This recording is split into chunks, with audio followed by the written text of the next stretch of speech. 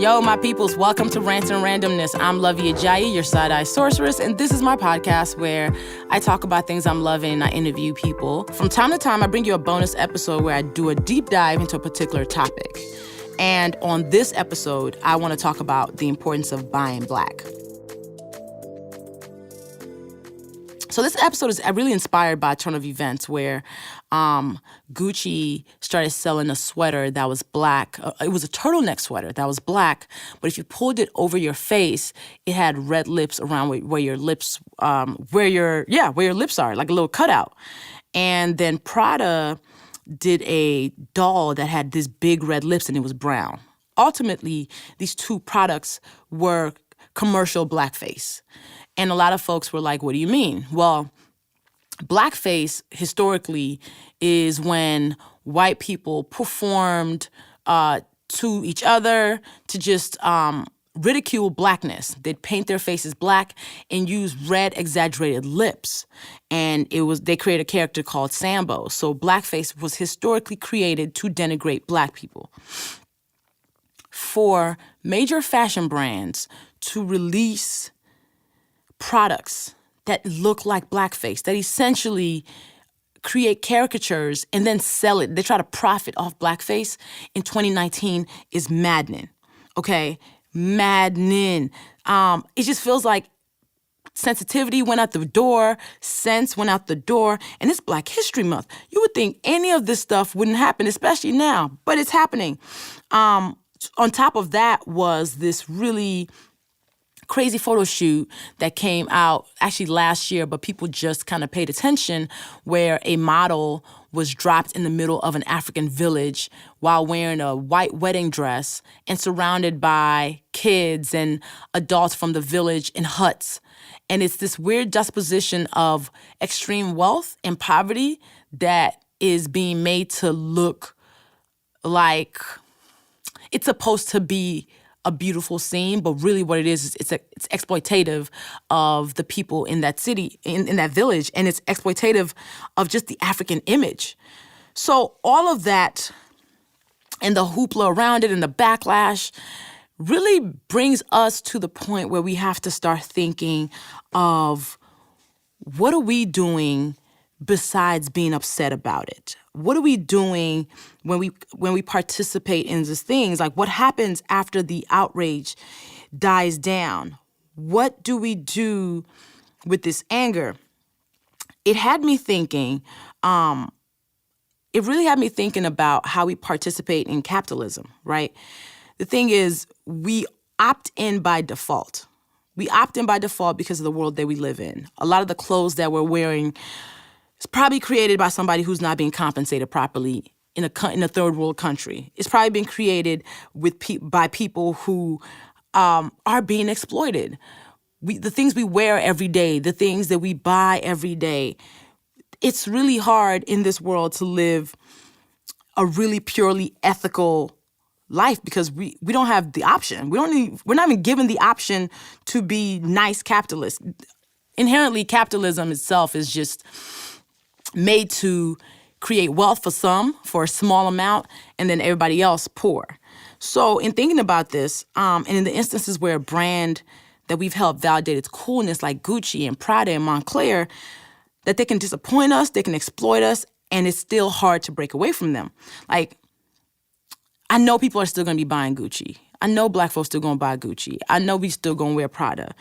And it's not like I can necessarily tell us to stop wearing it because I know for a fact there's no high horse for me to climb on because I know that I probably rock other brands that have done problematic things in the past. What I'm wondering is what black luxury brands can we start validating in this way? Because money talks, right? And people love the prestige of Gucci. How do we get a black-owned fashion brand to this level? Now, I know this answer is not easy, and I know it's multi-layered, and I know there's pipelines that we are locked out of and all types of things that we lack control of. But how do we essentially prioritize the black economy and black fashion designers in a world that really loves the Guccis and Louis Vuittons and the Pradas? For me, I always think, okay, what next? What do we do with this outrage? How do we turn these incidences of racism in fashion and business and tech into chances for us to help the Black economy? Like, I just have a whole lot of questions.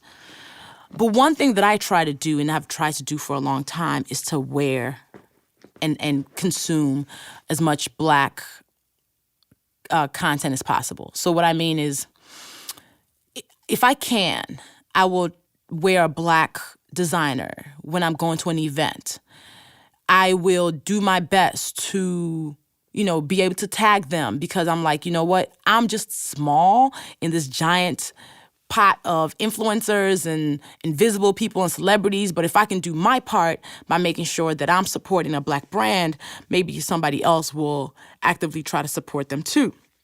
Like, so my signature lip that I wear most of the time is a red velvet matte lip that is by Magnolia Makeup, and it's a Black-owned brand out of New Orleans. I also love wearing Lip Bar, which is owned by Melissa Butler. She's out of Detroit. There's also Menta Cosmetics. So when I'm stepping on a stage, when I'm doing some type of press, I love wearing one of their lips. So when somebody asks me, like, what are you wearing? I can actually amplify their name. Shoes that I wear, Belia Shop, which is out of Senegal. Sometimes I love their Oxfords and this Ankara fabric made Oxfords. And I also think about the fact that, okay, so me insisting on trying to wear as much Black designers as possible, what does it actively do? Well, here's the thing is, people love peer pressure. Honestly, we are very simple creatures in that if somebody who we like says something is cool or nice or dope, we're like, okay, I'll try it. So we need to start peer pressuring ourselves by being like, telling our friends and saying, hey, I wore this thing, it was really cool. And that is a really easy way, because word of mouth marketing is still the best marketing.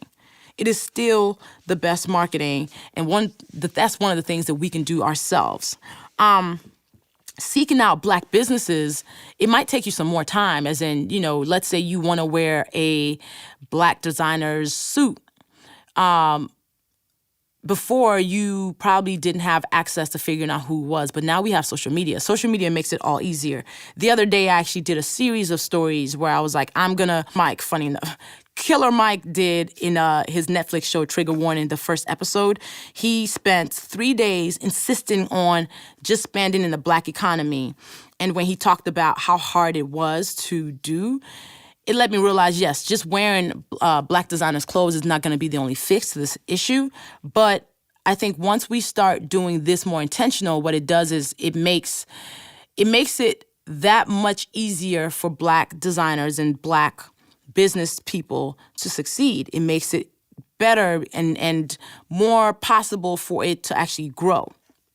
So people talk about Black History Month, about, the Harriet Tubmans and MLK. I always think that Black History Month is not just about talking about the historical figures. I think it's a trigger for us to do better, because if we're Black 24/7, BHM lets us double down on our Blackness, right? So it's February, it kicks off. You need to start being like, okay, what am I actively doing right now to help the diaspora? What am I doing that is concrete, right, that can actually give back to people? Money talks. So, which is why we have to actually actively be intentional about supporting Black businesses. Now, with this controversy around Gucci and Prada and their blackface wear, that even though they always apologize for stuff like this, well, oh my God, we're so sorry.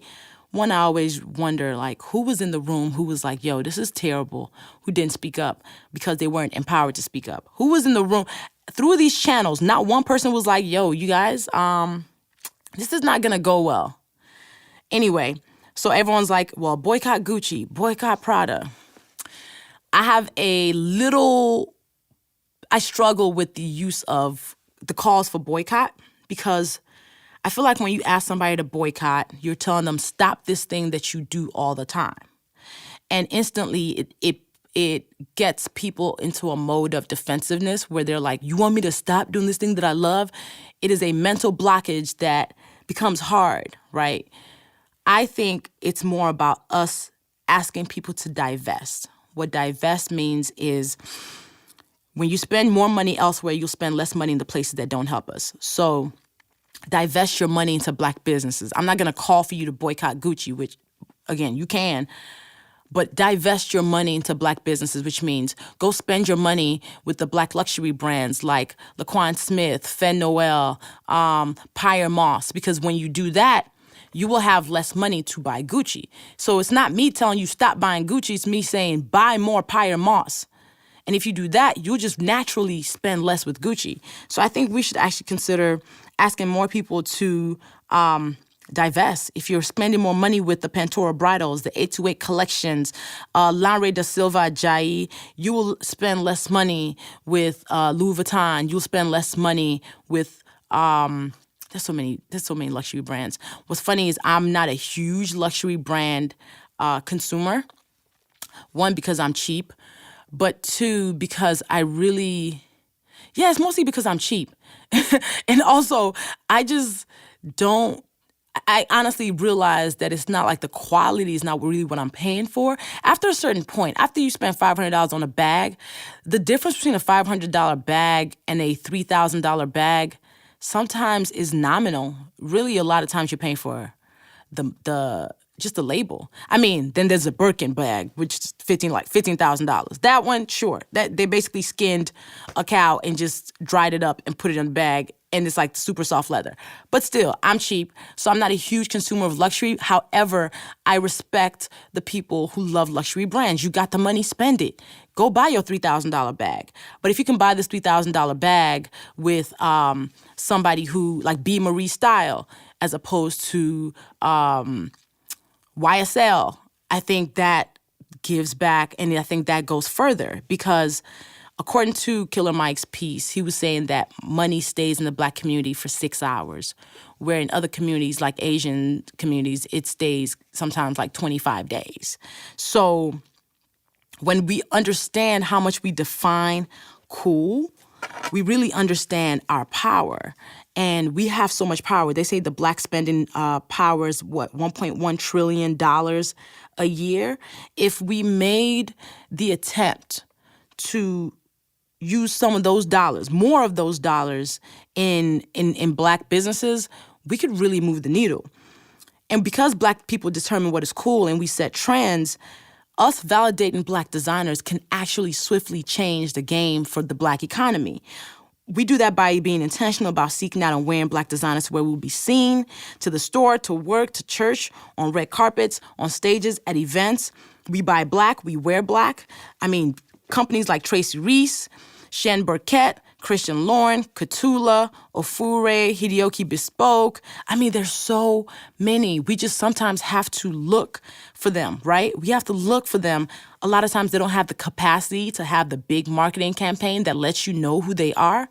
But what are our friends wearing? That's why it's important for us who have platforms, who people see every day. We can help in this way. I'll be doing a list of black shoemakers next, black bag makers, just all black everything. You can also follow an Instagram account called Shop Black, SHOPPEBLACK. They have a website. They constantly tag and amplify black businesses, and that way you will know, okay, I need to go buy a bathing suit. Well, you can go with Andrea Iyama or you can go with Be Fine. There's so many options. But one thing that I do understand also in this process is we are often harder on black businesses than we are on others. We expect them to be cheap, deliver on time, 24/7 customer service, then give high quality work, and then we don't want to pay for it, even though we'll pay for somebody else because of their name recognition. But a black brand that shows up correctly, we will question. And I think we need to stop doing that too. I think about, sometimes how people will go blast a black brand on social because, oh my God, I sent my order in 2 weeks ago, but I haven't received my order. And then they'll go off on Instagram or on Facebook or on Twitter about this black business. And then we find out they never even reached out to this black business to give them a chance to rectify whatever the problem is. We have to give each other more grace in this piece. Of course, I'm saying people have to come correct in business. However, when certain mistakes are made, I would say you should go to the business first before you decide to blast them on social. Ultimately, for us, when Black businesses fail, unfortunately, it makes it harder for other Black businesses because people extrapolate that failure to everybody else's failure. Oh my God, I can't support that Black nail salon because I went to one and they didn't do my nails right. And you're like, okay, but this isn't that one that did not do your nails right. So whether we know we're doing it intentionally or not, I think we need to honestly be pro-Black in that we give each other the grace. We give each other the room to make mistakes, but we also, as business people, as entrepreneurs, just prioritize excellence. So all of it works hand in hand. The other thing that I do to move stuff like this forward is I don't charge small businesses for amplifying their brand and shouting them out. Whenever y'all see me tagging somebody, whether it's a pair of shoes, whether it's lotion, whether it's glasses, and I tag them in my social into small brand, I'm not getting paid to do that. I'm doing that because I love it. And I think for those of us who have platforms, we should consider doing that more often. And actually, I think a lot of people do it. I'm not an exception to the rule. A lot of people like Blake do it. Sign Blake. So we do that for the love because people are actively doing great things. And if we want to do something outside of be outraged whenever these bigger brands show us that they love our money and not our culture, I think it's always a moment for us to pause and be like, you know what? What can we personally do to actively fix this? But I'm also very clear that our spending money in Black economy does not fix the whole problem, right? Me buying more shoes with Black designers does not change the systematic downgrade, like the systematic cheating of us and what we do and how we're locked out of certain systems and certain rooms. All I'm saying is it just makes it that much easier for that Black company to be able to scale and be able to compete in a world that is constantly trying to make sure that you don't get the access that you need.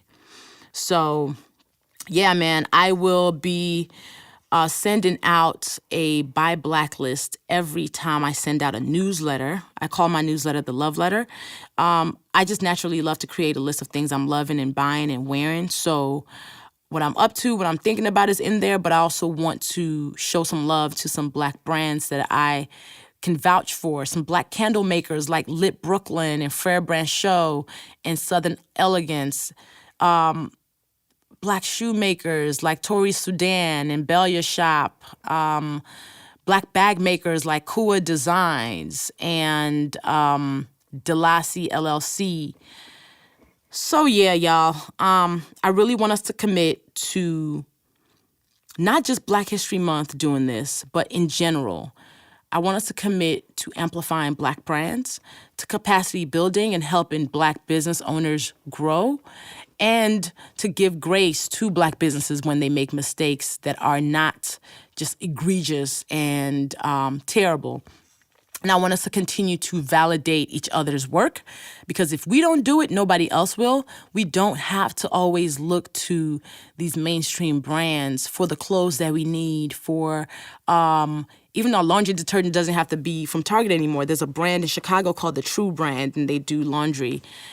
If we can figure out ways in our lives to infuse, to give more money to Black folks, we'll be better for it, I think. Even the jewelry that I wear it was created not from a random designer at Macy's. I went to a woman of color whose name is Pretty to have my jewelry made, and my fiance got my ring made by her. So even outside of just the Black economy, if we can just give more money to people of color, I think we'd be better for it. So yeah, man, do that. And follow me on social. I'm at Luvvie. Let me know what you think about this. Let me know how you buy Black. Let me know if there's any other resources and directories that people can use to find where they can buy and consume and hire more Black folks. I think a couple of people are working on directories like Harlem Fashion Row. Brandis Danielle is on Instagram. You can follow her, Brandice, Daniel, Daniel. And yeah, man, let's keep doing this. And beyond Black History Month, let's be super Black 24/7, 365. And if you're not Black, you can still support the Black economy and buy products from Black business owners and amplify them. So I think it is a full responsibility of all of us to do this. So, all right. So if you have any questions for me, feel free to email me at lovierents@gmail.com and follow me all over social media at Luvvie. I love to hear your thoughts. And if you have any other topics on bonus episodes that you want me to cover, feel free to let me know. See you on the next episode.